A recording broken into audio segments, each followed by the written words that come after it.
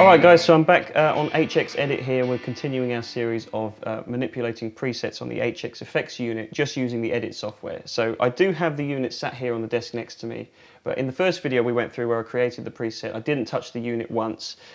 So you can see everything I did to manipulate the preset was done just with the software. It's a really easy way to set up and edit your presets.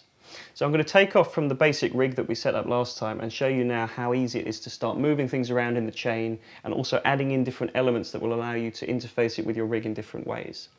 So last time we set up a preset with just 6 basic blocks, as you can see here. So what I want to do now is start assigning them to the foot switches on the unit itself. Now by default you've got 6 blocks in this preset and there's 6 foot switches, and the reason I did that is because I wanted to illustrate how easily they assign automatically to each of the foot switches. You do have a total of 9 blocks that you can add in per preset, but you don't have to assign every block to a foot switch. So say for example the reverb. Now I like reverb, so I like to have it on all the time. I'm going to show you what that sounds like really quickly. So this is without the reverb. Let's turn it back on.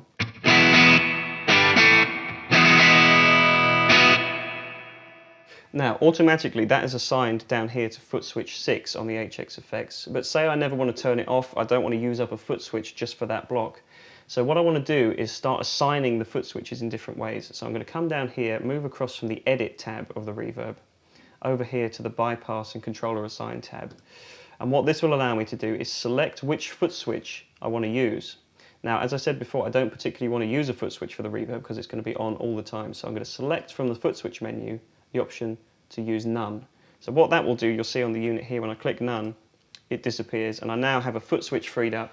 And this is really useful. Say you wanted to do some channel switching with your amplifier or anything like that, you can now use that foot switch. It's free and the reverb is still going to be active. Okay, so now let's talk about how you can rename what displays on each foot switch. So for example, the phaser up here. Now automatically they just display with the names that each block actually has kind of from default. But let me say I want to rename this foot switch and also give it a different color indication. So I'm going to change the name from script mod phase just to phase 90, really simple. So I'm going to come back over to the bypass assign tab on the phaser block. And I'm going to type down in the customize box here, I'm going to get rid of that text and I'm just going to type phase 90. And in classic form I want to refer to it as the orange phase 90 pedal, so I'm going to change the switch LED up here down to dark orange. So now you can see on the unit there that's changed, and that's really helpful. If you're very familiar with analog effects, this is a nice way just to make yourself a little bit more comfortable with the way this unit operates. You can really customize it just for you. So let's hear the phaser in its current form. Let me turn it on.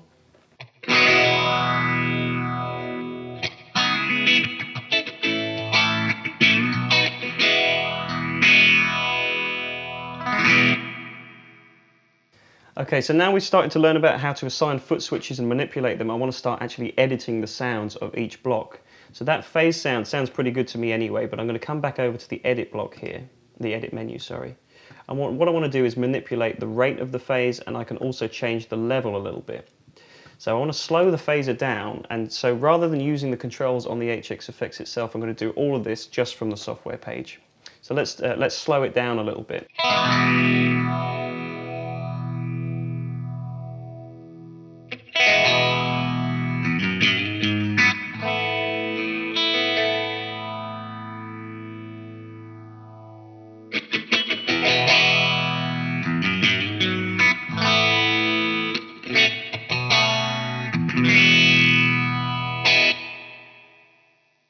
Okay, great, so that's done exactly what I wanted to do, really simply, really quickly.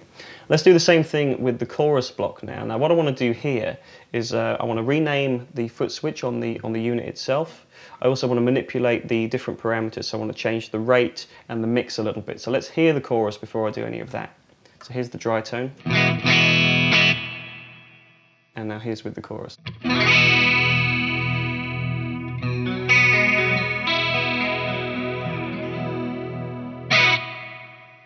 Okay, so same kind of thing with the phaser. I want to slow the rate of that chorus down, and I want to change the mix so it's not quite so present in the guitar tone.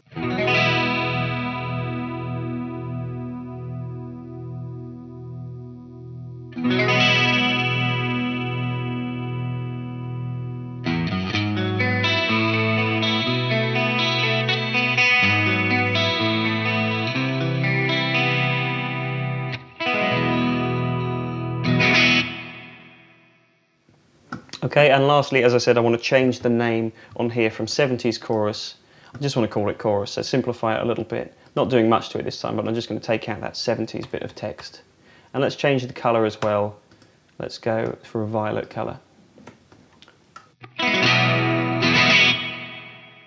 Okay, so once again, really simple to change the operation of the foot switches. Now let's go for something a little bit more complicated. Now most people, when they use a delay block, they might want to use tap tempo using the tap tempo switch on the effect itself. Now by default, when you select a delay block, what happens is it just reverts to a particular time in milliseconds. So in this case, the transistor tape defaults to 507 milliseconds. So let's just hear that really quickly. Just going to turn the chorus off too. So here's the delay.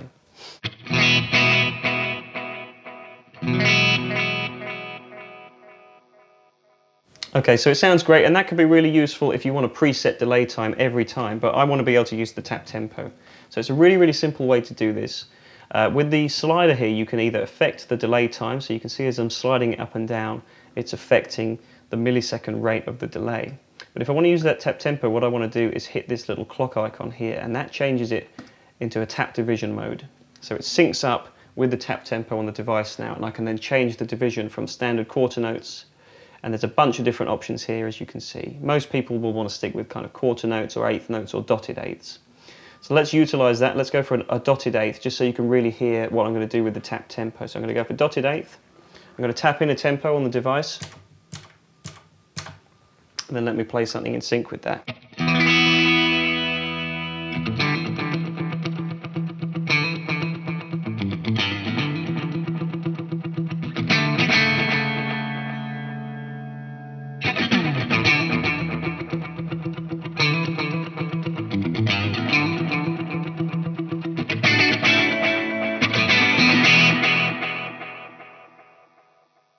Okay, that's great. So let's address the last two blocks in our chain, which are actually the first two. Let's go back to the distortion and the compression. So let's start with the compression. So I want to manipulate this a little bit by changing the sensitivity and the mix of the compression. So let's just hear it in its default state as it currently is. So here's with the compressor.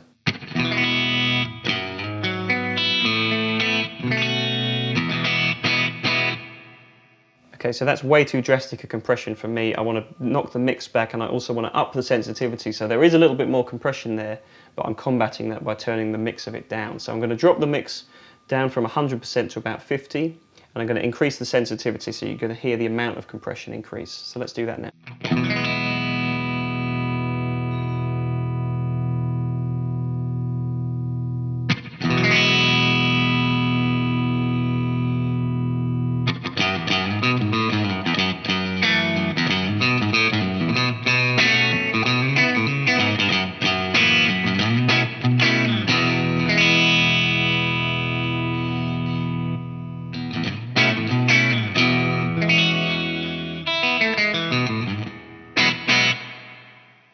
Okay, so once again, really simple, and to top it off, I just want to change the name on the foot switch from red squeeze. So I'm going to come back over to the bypass assign tab, and let's just change this really simply to comp.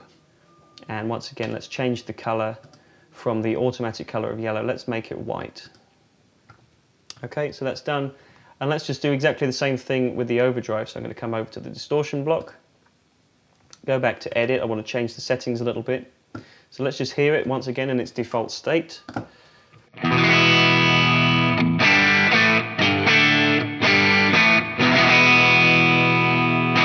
Right, let's turn up the gain.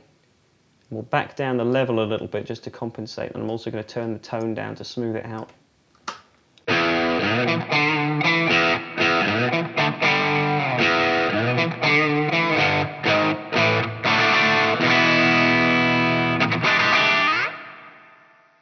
Okay, really nice. And lastly, I'm just going to change the name of that foot switch to Clon. Really simple. I'm not going to change the color that time. Right, last thing I'm going to do in this preset, just for tweakability, is I'm going to change the reverb a little bit. It's a little bit overbearing, so I'm just going to drop the mix down from 34. Let's take it down to about 20.